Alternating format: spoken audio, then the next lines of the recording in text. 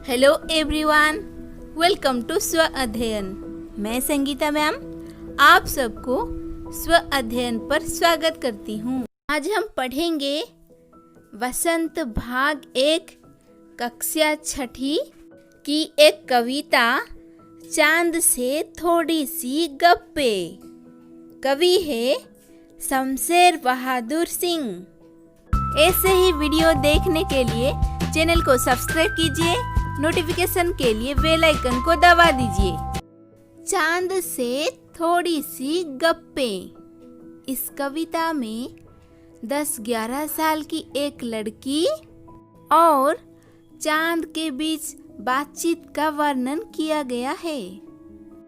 गोल हैं खूब मगर आप तिरछे नजर आते हैं जरा। आप पहने हुए हैं कुल आकाश तारो जड़ा। सिर्फ मुंह खोले हुए हैं अपना गोरा चिट्टा गोल मटोल। यहाँ पर गोल का अर्थ है गोलाकार, तिरछे यानी टेढ़ा, आकाश का अर्थ आसमान, तारों का अर्थ सितारा, गोरा चीटा यानी गोरे रंग का, गोल मटोल अर्थ वही गोलाकार। अब हम इन पंक्तियों के भाव देखेंगे। इस काव्यांश में एक 10-11 साल की बच्ची चांद को देखकर कहती है कि वह बहुत गोल है पर तिरछे नजर आते हैं। वह आसमान को चांद के वस्त्र बनाती है, साथ ही आकाश में छाए चांद को गोरा चिट्टा तथा गोल मटोल बोलती है। बच्ची कहती है कि आकाश में छाए चमकीले तारे चांद के वस्त्र हैं। चांद का सारा शरीर वस्त्र से ढका है, केवल चांद का गोरा चिट्टा गोल मुंह ही दिखाई देता है। इन प्रथम पंक्तियों में बच्ची चांद से कह रही है कि यूं तो आप गोल हैं पर फिर भी थोड़े से टेढ़े नजर आते हैं। ये आकाश मुझे आपके वस्त्र की तरह नजर आता है जिसमें अनगिनत तारे जड़े हुए हैं तथा इस पूरे विशाल पोशाक रूपी आसमान में आप अकेले ही गोल मटोल और गोरे चिट्टे से अपनी आभा यानी प्रकाश फैलाए हुए दिखाई पड़ते हैं। इस तरह एक 10-11 साल की लड़की चांद से गप्पे लड़ाते हुए यहाँ पर हम देखते हैं। अपनी पोशाक को फैलाए हुए चारों स्मित, आप कुछ तिरछे नजर आते हैं, जाने कैसे खूब है गोकी। वाह जी वाह, हमको बुद्धू ही नीरा समझा है, हम समझते ही नहीं जैसे कि आपको बीमारी है। इन पंक्तियों में पोशाक का अर्थ है वस्त्र और स्मित का अर्थ दिशाएं, तिरछे का अर्थ टेढ़ा और गोकी यानी यदि यद्यपि, बुद्धू यानी मूर्ख नासमझ और बीमार यानी रोगाक्रांत। अब हम देखेंगे इन पंक्तियों के माध्यम से बच्ची चांद से क्या कहती है।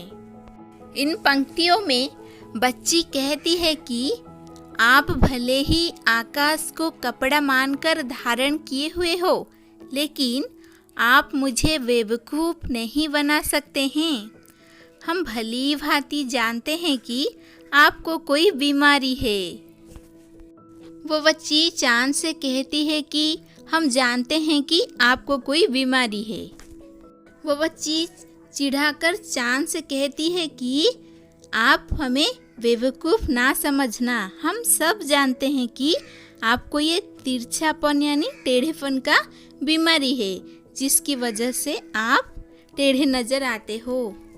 वो बच्ची चांद से कहती है कि आप भले ही चारों दिशाओं में अपना पोशाक फैलाकर बैठे हो आसमान में, पर आप बीमारी नहीं छिपा सकते।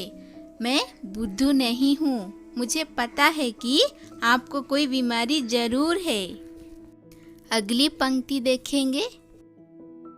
हम समझते ही नहीं जैसे कि आपको बीमारी है। आप घटते हैं तो घटते ही चले जाते हैं और बढ़ते हैं तो बस यानी कि बढ़ते ही चले जाते हैं। दम नहीं लेते हैं जब तक बिल्कुल ही गोल न हो जाएं। बिल्कुल गोल।